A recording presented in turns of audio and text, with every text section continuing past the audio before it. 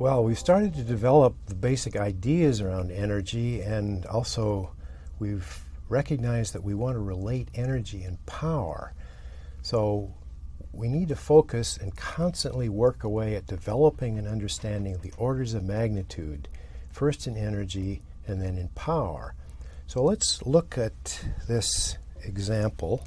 I have all sorts of different energies entered here. I have energies running from the kinetic energy of a single molecule to the energy output of the sun per year.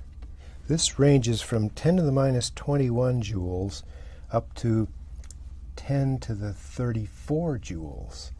That's quite a range in orders of magnitude. That's 50 orders of magnitude. But we want to find out not only how this is bounded by sun at the top and a single molecule at room temperature at the bottom, but how do things fall in the middle? Now, we've already done a very important calculation. That is, we know that the energy of an oxygen or nitrogen molecule in room air is 6 times 10 to the minus 21 joules. But we've also derived the fact that the average energy per molecule is independent of the mass. So this tells us exactly what the average energy of any molecule is. Hydrogen, argon, nitrogen, oxygen, it doesn't make any difference.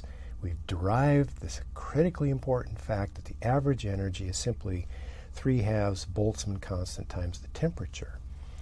But let's look at this scale. Let's pick out the range from 1 joule to 10 to the 21 joules. 21 orders of magnitude is a pretty good bite here. And the first thing we remember is that 1 joule, the energy unit, is equal to 1 kilogram meter squared per second squared. And if you ever have to remember exactly what that unit is, just remember the kinetic energy is 1/2 mv squared. And m is in kilograms, and velocity is in meters per second, but I square it. So that gives me a kilogram meter squared per second squared for the joule. That's very convenient. Now let's take a look at a couple of examples. We looked at the human body, and we calculated for 2,000 calories a day, 8.5 or thereabouts times 10 to the 6 joules per day. If I consume 1,500 food calories, that converts to just about 6 times 10 to the 6 joules per day, and that's typically the range over which humans consume, somewhere between 15 and 2,000 calories a day.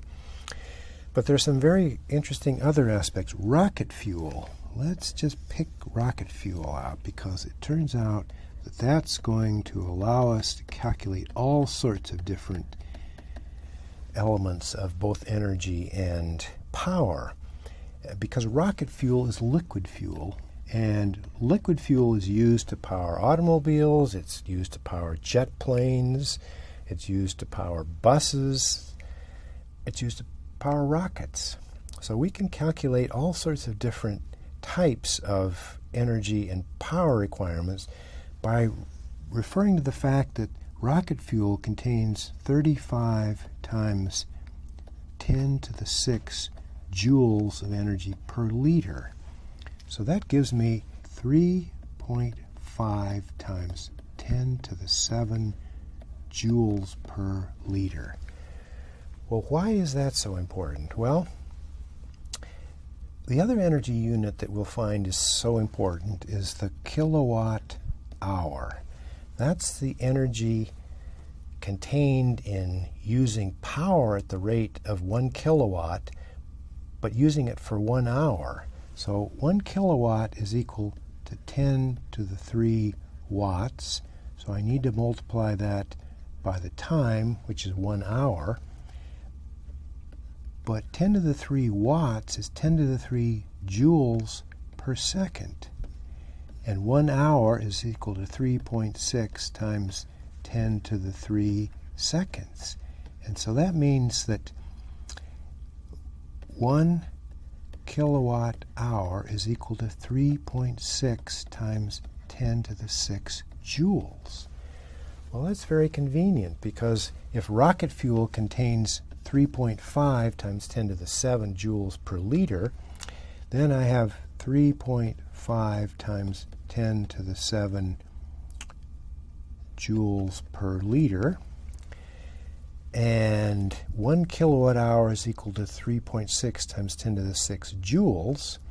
So if I then divide this through by 3.6 times 10 to the 6 joules per kilowatt hour, I come up with a fact that is extremely useful, and that is that within a very close approximation, this is equal to 10 kilowatt hours. So that's 10 kilowatt hours of energy per liter of fuel.